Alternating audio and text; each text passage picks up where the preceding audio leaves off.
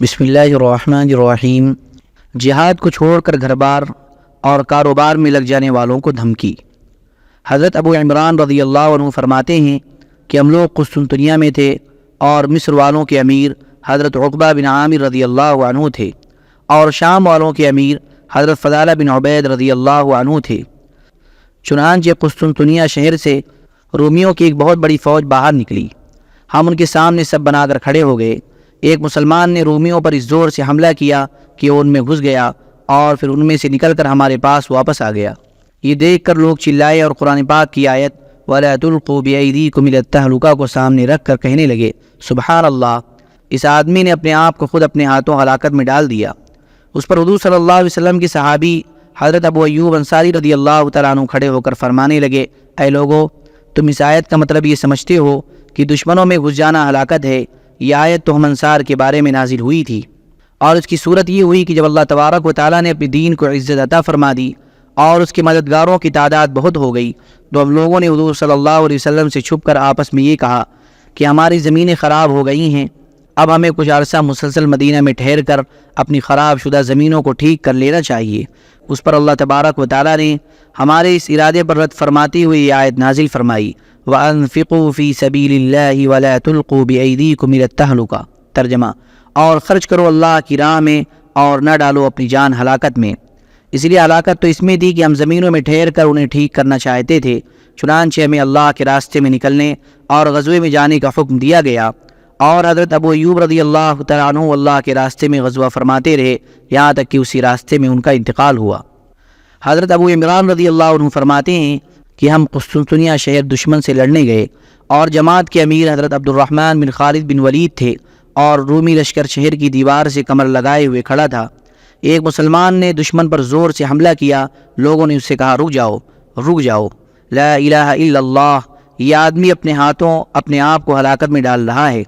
اس پر حضرت ابو ایوب رضی اللہ تعالیٰ عنہ نے فرمایا یہ آیت تو ہم انصار کے بارے میں نازل ہوئی تھی، جب اللہ تعالیٰ نے اپنے نبی کی مدد فرمائی اور اسلام کو غالب فرما دیا تو ہم نے آپس میں کہا آؤ اپنی زمینوں میں ٹھہر کر انہیں ٹھیک کر لیں۔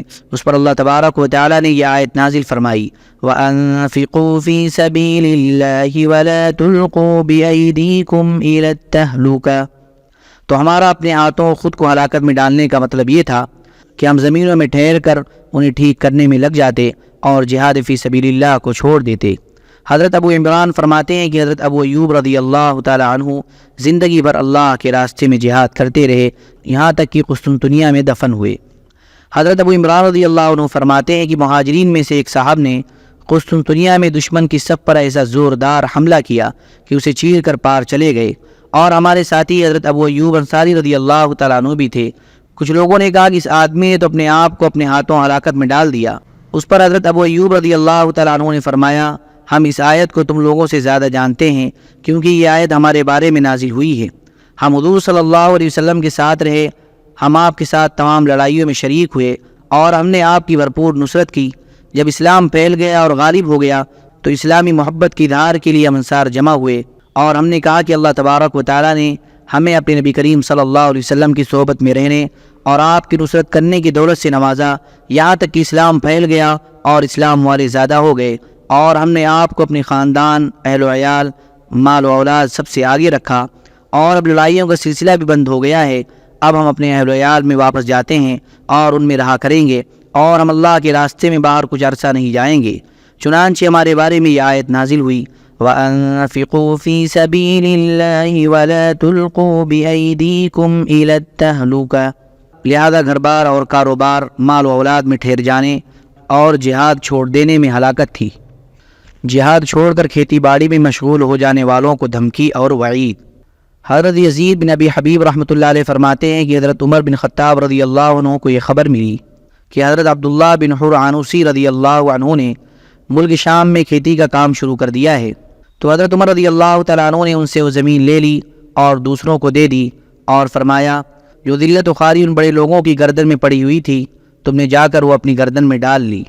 حضرت یحییٰ بن عمرو شیبانی رحمۃ اللہ علیہ فرماتے ہیں کہ حضرت عبداللہ بن عمرو بن عاص رضی اللہ تعالیٰ عنہ کے پاس سے یمن کے کچھ آدمی گزرے اور انہوں نے ان سے پوچھا کہ آپ اس آدمی کے بارے میں کیا فرماتے ہیں جو مسلمان ہوا اور اس کا اسلام بہت اچھا ثابت ہوا؟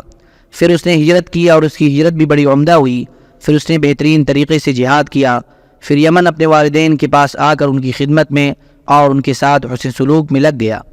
حضرت عبداللہ بن عمر رضی اللہ تعالیٰ عنہ نے فرمایا، تم اس کے بارے میں کیا کہتے ہو؟ انہوں نے کہا، ہمارا خیال یہ ہے کہ الٹے پاؤں پھر گیا۔ حضرت عبداللہ نے فرمایا، نہیں، بلکہ یہ تو جنت میں جائے گا۔ میں تمہیں بتاتا ہوں کہ الٹے پاؤں پھرنے والا کون ہے۔ یہ وہ آدمی ہے کہ جو مسلمان ہوا اور اس کا اسلام بہت اچھا ثابت ہوا اور اس نے ہجرت کی اور اس کی ہجرت بڑی عمدہ ہوئی۔ پھر اس نے بہترین طریقے سے جہاد کیا۔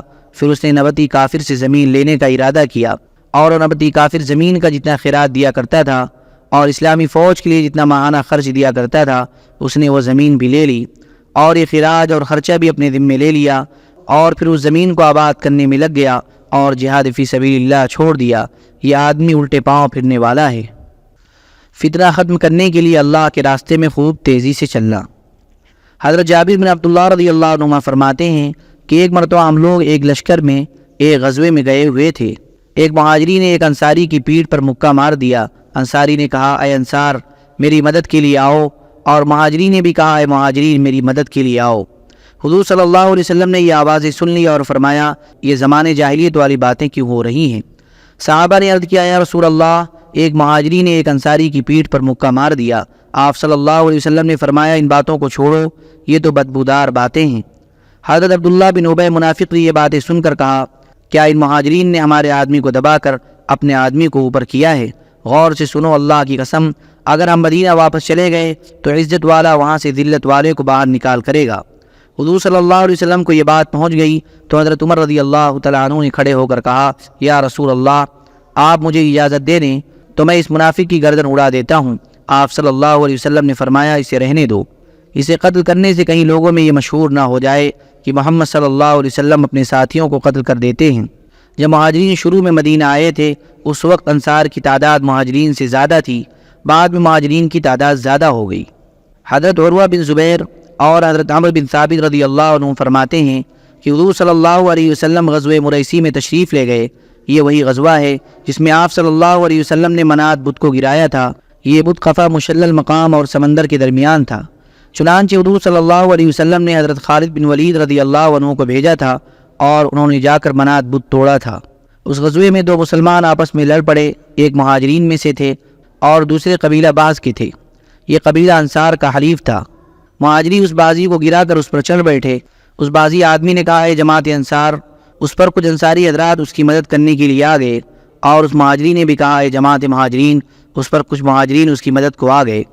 اس طرح ان مہاجرین اور انصار کے درمیان کچھ لڑائی سی ہو گئی، پھر لوگوں نے بیچ بچاؤ کرا دیا۔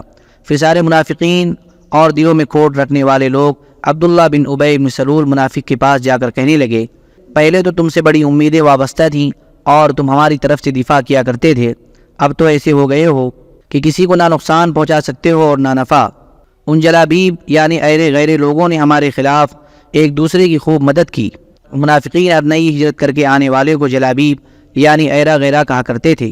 اللہ کے دشمن عبداللہ بن ابی نے کہا، اللہ کی قسم، اگر ہم مدینہ واپس چلے گئے تو عزت والا وہاں سے ذلت والے کو نکال دے گا۔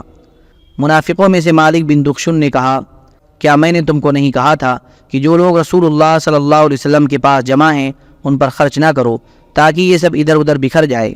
یہ باتیں سن کر حضرت عمر رضی اللہ تعالیٰ عنہ حضور صلی اللہ علیہ وسلم کی خدمت میں حاضر ہوئے اور عرض کیا، یا رسول اللہ، یہ آدمی لوگوں کو فتنے میں ڈال رہا ہے، مجھے اجازت دے دیں میں اس کی گردن اڑا دوں۔